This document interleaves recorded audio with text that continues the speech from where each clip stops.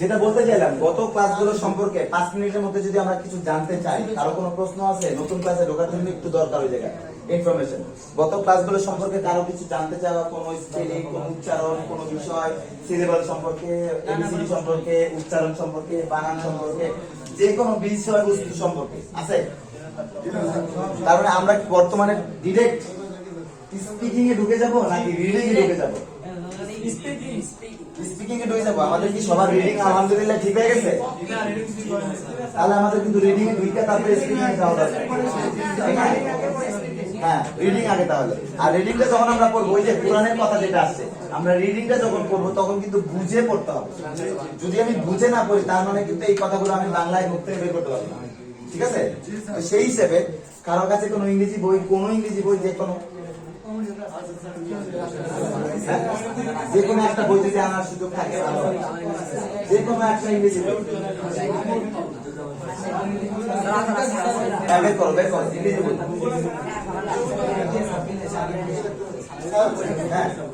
সমস্যা নেই, সমস্যা নেই।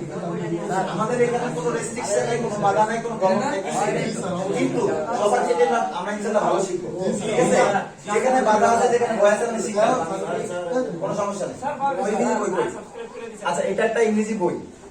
আমাদের মূল উদ্দেশ্য কোনোভাবে সাবস্ক্রিপশন না এবং টাকা ইনকাম করাও না। আমাদের এখানে কেউ যদি শিখতে চায়, সেখানে টাকা জিরো। আমাদের এখানে যদি কেউ চাকরি নিতে চায়, সেখানে টাকা জিরো, কোনো টাকা দিতে হবে না, বাট চাকরি করতে পারবে। এবং সময়, সেটাও জিরো, সময় দিতে হবে না, কোনো শ্রম দিতে হবে না। সে এক কথায় বেকার হোক, তার চাকরি আছে, তার ব্যবসা আছে, সবই ঠিক থাকবে। সে স্টুডেন্ট, সবই ঠিক থাকবে, কোথাও কোনো পড়ালেখা নষ্ট হবে না, বাট তার ইনকাম সেটা হচ্ছে আমাদের ই গুগলি ইনফো। ওইখানে কোটি বেকার নামে যে ভিডিওটা আপলোড করা হয়েছে, ওই কোটি বেকার ওই ভিডিওর ভিতরে বিস্তারিত কথা বলা আছে। আচ্ছা,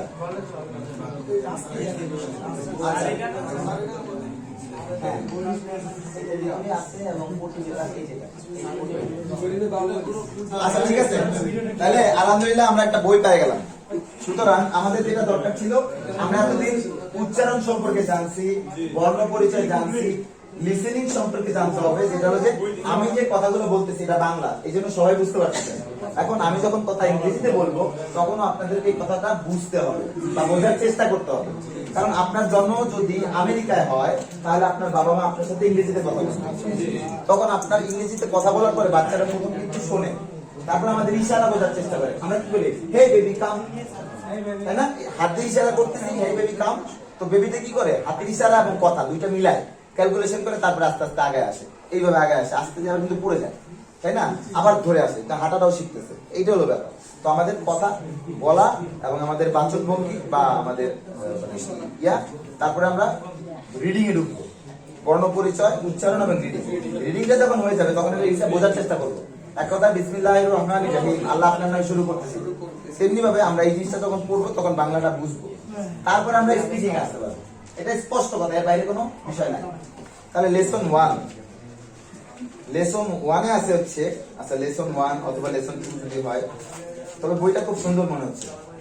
আচ্ছা, এখানে তাহলে আমরা লেসন 2, এটাকে আমরা একটা রিড আউট করবো আমরা। তাহলে আমি সবার ভিতরে চলে আসি, ঠিক আছে? সবার ভিতরে চলে আসে। আচ্ছা, এখানে গত ক্লাসে একটা চেয়ার দিয়েছি, এখন নাই, দেখি। আচ্ছা, এই যে সবার ভিতরে চলে আসলাম আমি, সবাই একটু মনোযোগ দিয়ে শুনেন। ইনফো এবং এক্সপার্ট টেকনিক। আচ্ছা, তাহলে আমরা সবাই শুনবো। তাহলে এটা হচ্ছে মাই ইংলিশ বুক। মাই বলতে যেটা বোঝায় আমার, ইংলিশ বুক ইংরেজি বই। ইংলিশ মানে ইংরেজি, আর বুক মানে বই অথবা কিতাব, তাই না? বুক বলতে কি বোঝায়, বই বা কিতাব, আচ্ছা, বা পুস্তক। আচ্ছা, পার্ট 5, পার্ট বলতে কি বোঝায়, অংশ। PART, পার্ট, ঠিক আছে, অংশ। আর PARTS, পার্টস, তখন আবার হয়ে গেল যন্ত্র, ঠিক আছে? পার্টস আর হলো পার্ট, অংশ বা খণ্ড বা ধাপ বা অধ্যায়। বুঝতে চান সবাই? আচ্ছা, তাহলে লেসন 2, লেসন বলতে যেটা বোঝায় অধ্যায় বা ধাপ বা অনুশীলনী। অনুশীলনী 2। তাহলে আসতেছে লেটার রাইটিং, কিভাবে আমরা চিঠি লিখবো, এরকম একটা বিষয় লেখা আছে, লেটার রাইটিং। আচ্ছা, ঠিক আছে। তো রাইট অর্থ কি আমরা জানি সবাই? রাইট অর্থ লেখা। তো রাইটিং মানে লিখতেছি, এরকম একটা কিছু, ঠিক ঠিক আছে, লিখতেছি কন্টিনিউয়াস টেন্সে আইএনজি যুক্ত আছে, আমরা কিন্তু গ্রামে ঢুকলাম অল্প একটু, ঠিক আছে। যখনই আমরা বলবো যে আই এম গোয়িং, আমি যাইতেছি, টু মার্কেটে, I am going to school, আমি স্কুলে যাইতেছি, আই এম গোয়িং টু মস্ক, আমি মসজিদে যাইতেছি, ঠিক আছে। আই উইল গো টু মস্ক, আমি মসজিদে যাব, I will go to market, আমি মার্কেটে যাব, I will go to market with Arif, আমি আরিফের সাথে মার্কেটে যাব, আই উইল গো টু মসজিদ উইথ নাইমুল, আমি নাইমুলের সাথে মসজিদে যাব, ঠিক আছে। এরকম সহজ সহজ বিষয় কিন্তু এখানে আছে। আমরা যখনই কোনো ফর্মুলার ভিতরে আটকে যাবো, ঠিক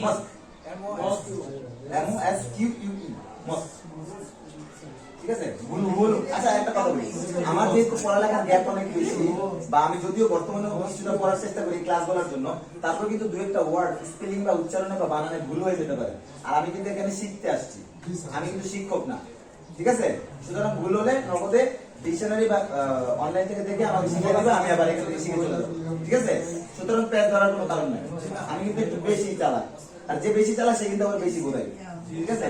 তাহলে আসলাম, হ্যাঁ ইংরেজিতে মস্ক বলা যায়, বাংলা সেটা মসজিদ। আচ্ছা তাহলে read the letter attentively, read the letter attentively, ভাই এক কথায় মনোযোগ সহকারে লেটার পড়ুন, এন্ড মার্ক দ্য ওয়ার্ড, এবং ওয়ার্ড মার্ক করুন। মার্ক বলতে কি, সিলেক্ট করা অথবা দাগ দেওয়া, যে এইটুকু, mark the word, mark the words as underlined, mark the words as underlined. এখন রিড দ্য লেটার, চিঠিটি পড়ুন, অ্যাটেন্টিভলি, মনোযোগ সহকারে বা গুরুত্ব সহকারে, ওই তো যেটাই হোক, যেই বাংলাটা নিয়েছেন, অবস্থান ভেদে অর্থ চেঞ্জ হতে পারে। অ্যাটেন্টিভলি মনোযোগ সহকারে বা গুরুত্ব সহকারে অথবা মন দিয়ে, তো এন্ড এবং মার্ক দ্য ওয়ার্ডস, ওয়ার্ড গুলো মার্ক করুন অথবা দাগ দিন, অ্যাজ আন্ডারলাইন, আন্ডারলাইনের মতো করে, আন্ডারলাইন বলতে একটা লেখা দিচ্ছে এইভাবে আমরা একটা দাগ দিব। আচ্ছা তারপর আসছে মাই ডিয়ার মাদার, আমার প্রিয় মা, আমার ডিয়ার মা, আমার ভালোবাসার মা, আমার আদরের মা, আমার সবকিছু, মাই ডিয়ার মাদার, ঠিক আছে। আমার ভালোবাসার সবকিছু মায়ের উপরে দেওয়া সম্ভব, ঠিক আছে। আচ্ছা আসসালামু আলাইকুম ওয়া রাহমাতুল্লাহ, হ্যাঁ, you would be glad to know, তুমি জেনে খুশি হবে, you would be glad to know, তুমি জেনে খুশি হবে বা আপনি জেনে খুশি হবেন, that I stood first in the annual examination, আমি ফাইনাল পরীক্ষায় প্রথমতম স্থান অধিকার করেছি, ঠিক আছে। এটা মাকে জানাচ্ছে একটা লোক, একটা স্টুডেন্ট। আই গট 80%, আমি 80% মার্ক পেয়েছি, অন এভারেজ, মানে এভারেজ সে 80 মার্ক পাইছে। এভারেজ বলতে যেটা কথা বলেছে সেটা হলো যে কোনটাতে 85, কোনটাতে 88, কোনটাতে 82, কোনটা 80, কোনটা 89, ঠিক আছে, কোনটা 90, কিন্তু এভারেজ গড়ে 80 বুঝাইছে সে। আচ্ছা I got 80% marks on average, teachers are happy with my result, শিক্ষক আমার রেজাল্ট দেখে বা শুনে বা বুঝে খুশি। আচ্ছা দে থ্যাঙ্কড মি, তারা আমাকে ধন্যবাদ দিয়েছিল অথবা আদর করেছিল। এখন এখানে কিন্তু থ্যাঙ্কস বলতে শুধুমাত্র ধন্যবাদই বোঝাবে না, তারা আমাকে আদর করেছিল বা ধন্যবাদ দিয়েছিল, তারা আমাকে ক্ল্যাপ করেছিল অথবা তারা আমাকে বাহবা দিয়েছিল, বুঝতে পারছি। যেভাবে বলেন সেভাবেই সঠিক, কোন সমস্যা নেই, মনের ভাব যেমনি প্রকাশ করেন, ঠিক আছে। বাট এটার সাথে সম্পৃক্ততা থাকতে হবে, অর্থ পরিবর্তন করা যাবে না। অর্থ পরিবর্তন করলে কিন্তু আমরা জানি কোরআন হাদিসে কি হয়, সুতরাং অর্থ পরিবর্তন করা যাবে না। আচ্ছা এখন আপনি আল্লাহরে যদি তুমিও বলেন তাও সই, আপনিও বলেন তাও সই, তুইও বললে তাও সই, আল্লাহ সবভাবেই সবার জন্য, নাকি স্পেশালিটি আছে কোটিপতির জন্য আপনি আর আপনার জন্য তুমি, এরকম কিছু না। আপনি আল্লাহকে ভালোবাসবেন, ভয় পাবেন না, আল্লাহকে ভয় পাওয়া দরকার নেই, ভালোবাসতে হবে। ভয় যাকে আমরা পাই তার কাছে আমরা যাই, আমরা আল্লাহকে যদি ভয় পাই তার কাছে আমরা যেতে পারবো, অর্থাৎ ভুল চিন্তা থেকে আমরা বেরোয় আসবো। আমরা আল্লাহকে ভয় পাবো না, আমরা আল্লাহকে ভালোবাসবো, ঠিক না। ভালোবাসার মানুষের কাছে আমরা বেশি বেশি যাই, ভালোবাসার বিষয়ের কাছে আমরা বেশি বেশি যাই। আল্লাহকে যদি ভয় পাই তাহলে আল্লাহ থেকে আমরা দূরে থাকবো, যে আল্লাহর কাছে গেলেই তো খামু পেলেন, আল্লাহর কাছে গেলেই জাহান্নামে ঢুকাই দিব, ব্যাপারটা এরকম না। আচ্ছা তাহলে teachers are happy with my result, they thanked me, I believe, আমি বিশ্বাস করি, ইউ আর অলসো হ্যাপি, আমি বিশ্বাস করি মা তুমিও খুশি হবা। আচ্ছা my best love to Raihana, my best love to Raihana, হয়তো তার একটা বোন রায়হানা, ঠিক আছে। প্লিজ টেল হার, তাকে জানিয়ে দিও, টু স্টাডি অ্যাটেন্টিভলি, সে যেন মনোযোগ সহকারে পড়ালেখা করে। she will get a nice gift. সে একটা ভালো পুরস্কার পাবে আমার পক্ষ থেকে।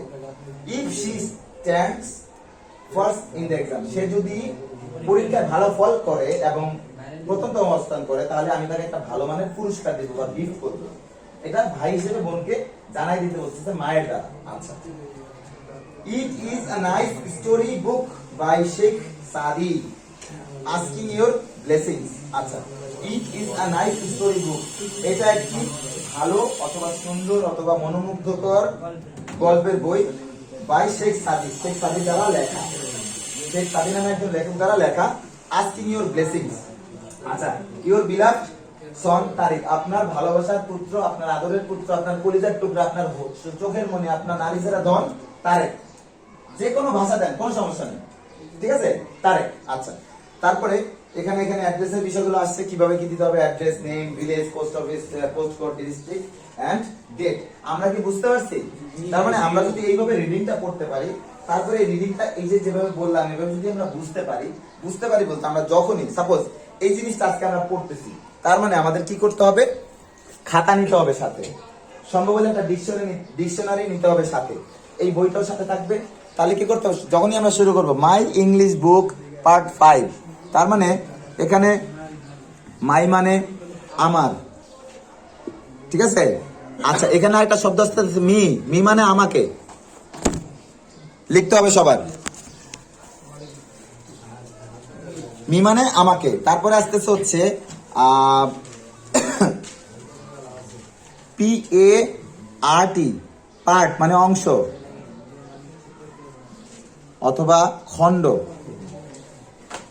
তারপরে আসতেছে পার্টস, PARTS, পার্টস মানে যন্ত্র।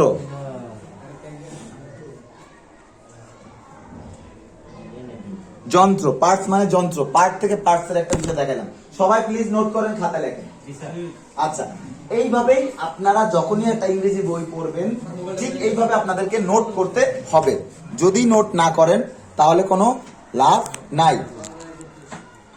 Arif, come forward, help.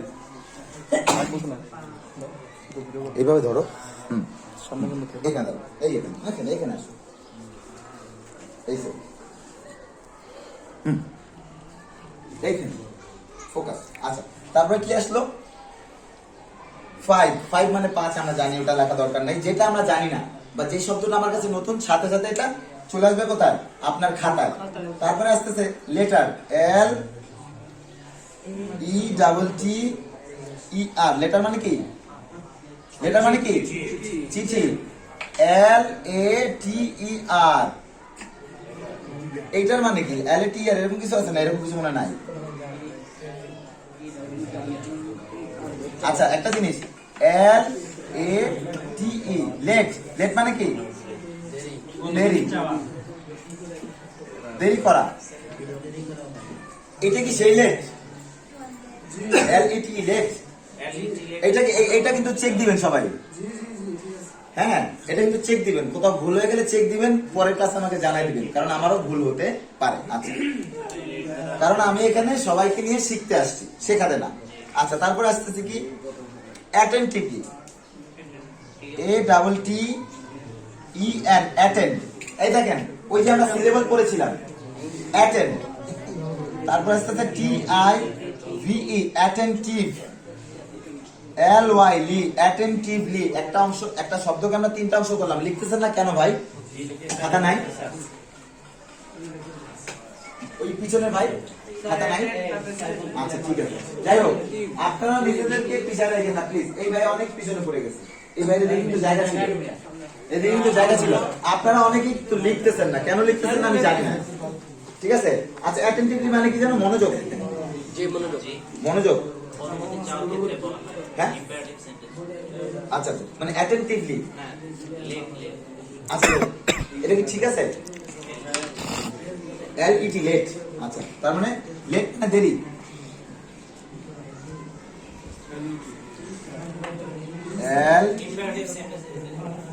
LET, late, late মানে কি দেরি করা, এরকম কিছু।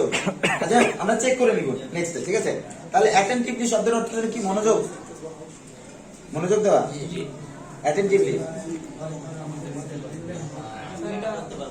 আচ্ছা মনোযোগ বা গুরুত্ব, হ্যাঁ আমরা নেটে চেক দিয়ে নেবো, আমরা ডিকশনারিতে চেক দিব, সমস্যা নাই। মনোযোগ বা গুরুত্ব, যাই হোক। and mark the words as underlined.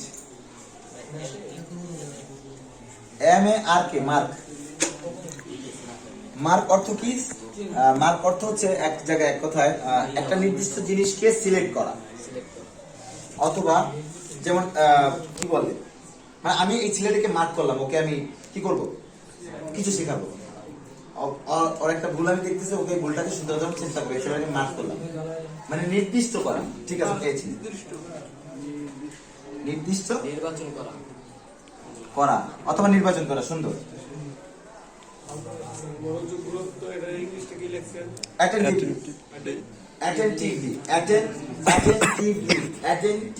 তিনটা অংশ সিলেবালের ট্রাই সিলেবালে পড়ছে, ঠিক আছে, বুঝতে পারতেছেন সবাই? আচ্ছা, তারপর আসতেছে হচ্ছে মাই ডিয়ার মাদার, আমার প্রিয় মা, আসসালামু আলাইকুম রাহমাতুল্লাহ, you should be glad to know, glad, glad,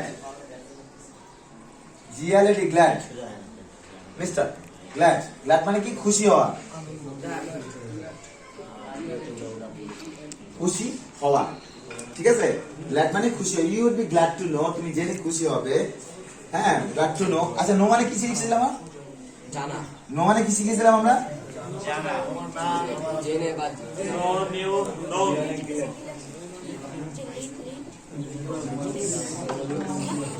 brothers, no মানে আমরা কি শিখেছিলাম? নো মানে তো না, তাই না? নয়কার না, কিন্তু আমরা এখানে যে নো পেয়েছি সেটা হলো KNOW, জানা, এই অর্থ হচ্ছে জানা। মার্ক নির্দিষ্ট করা বা নির্বাচন করা, মানে কাউকে নির্দিষ্ট করে সিলেক্ট করা। মার্ক শব্দটার সাথে আরেকটা শব্দ লিখতে পারেন, সিলেক্ট,